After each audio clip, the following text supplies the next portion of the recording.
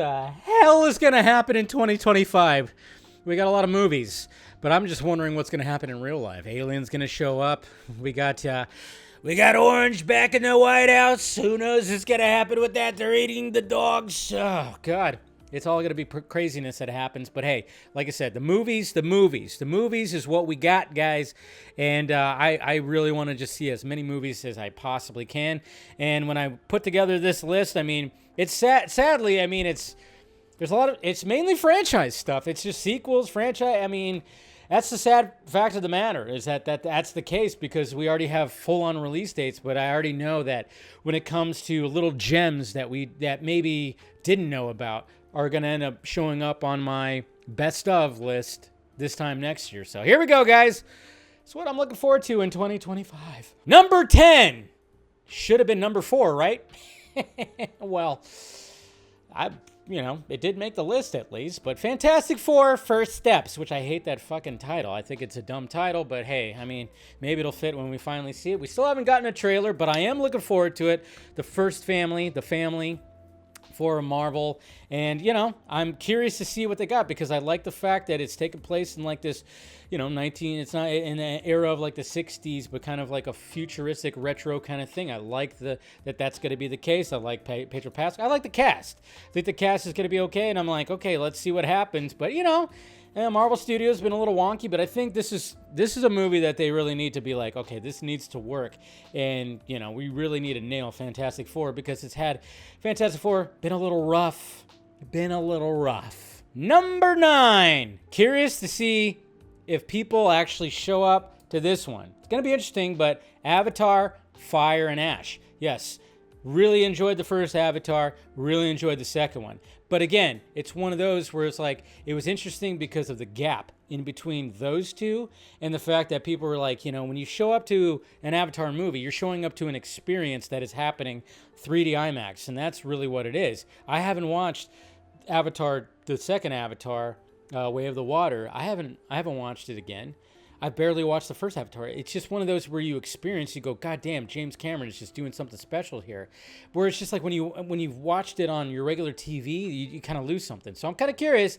People actually show up to this one, but I'm very much looking forward to it, to see where he takes this world that he created. Number 8, a filmmaker that I absolutely love, and looking forward to what he's going to do with this movie. Wolfman, Lee Winnall, come on.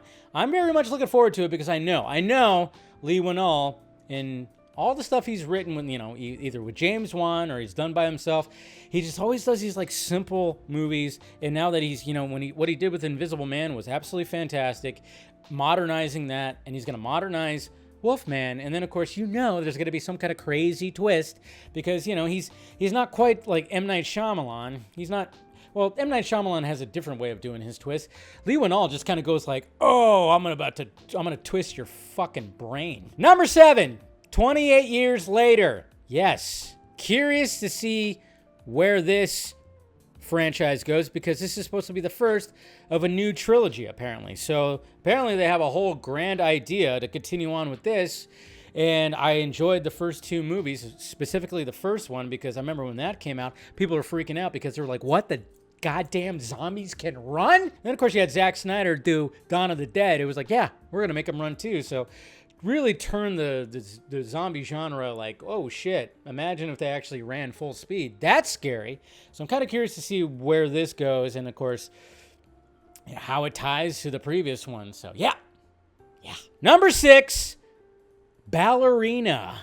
Now it's kind of funny, because this was supposed to come out in 2024, so it was on my anticipated list for last year, but I'm very much looking forward to it. It's Ana de Armas. Love her, and she's going to be kicking ass. Like I said, I mean, we saw her in the last James Bond movie, and she was kicking ass, and I thought, well, why not just have her character, just do a spin-off with her character before we start figuring out who the next Bond is. But thankfully, we could see her kick ass and show her back muscles with that back tattoo. I don't know why. I thought that was kind of hot when I saw that in the trailer, but I was like, cool. Hey, Ana de Armas, you got my attention. And of course, the John Wick world.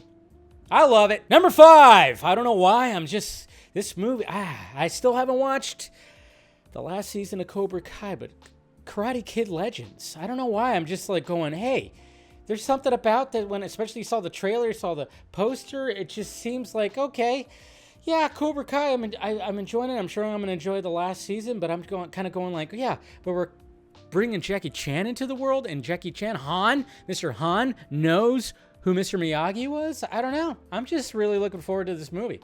I really am. So, Karate Kid Legends, number 5. Number 4, a sequel to a movie I love dearly that I've watched many, many times.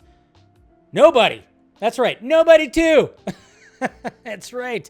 Bob Odenkirk coming back. You know, kind of like a John Wick style, but different. And I'm kind of wondering, like, maybe it does exist in that world. I don't know. I'm curious to see how they expand this world, because this is what I love, like, when it comes to, like, if you look at something like John Wick started off like, okay, retired hitman, somebody kills his dog, and then he comes out of retirement and wreaks havoc. But then all of a sudden they start expanding on the world. And when it comes to something like, you know, Nobody, I'm just kind of going like, there's going to be expansion of this world. They could do a lot here. So I'm very much looking forward to it. And of course, love Bob Odenkirk. So yeah. Number 3. Here it is. You were wondering when it was going to show up on the list. I'm sure like some of you probably like, it's going to be number 1, but it isn't. Superman. That's right. Superman is number 3. What the hell could possibly be number 2 and 1? But yeah, Superman. Obviously, after the trailer, the hype went up. The hype definitely went up. And of course, covering it like crazy and wondering exactly what James Gunn has in store for us. And yeah, this is one of those movies where it's just like, man, it's going to be interesting to see what happens in July. Obviously, we got Jurassic World that's coming out, and then of course Fantastic Four, and it's just like that's going to be a hefty month. So we'll see what happens when it comes to that. But very much looking forward to Superman. Cannot wait. Please let it be good. Number 2, another movie that was supposed to come out this year, but got postponed. And I don't know why. I'm just, you know, and it's probably the most original. It is the most original movie of the list. Mickey 17. Can I have this movie already? My God. The concept of this movie just intrigues me. And then when you see the trailer and it's like, oh, Juno's going to be doing with this? It's not going to be like a super serious sci-fi movie. It's going to be kind of like a comedy, kind of like an out there movie. I don't know. This movie is just scratching all the sci-fi itches that I have.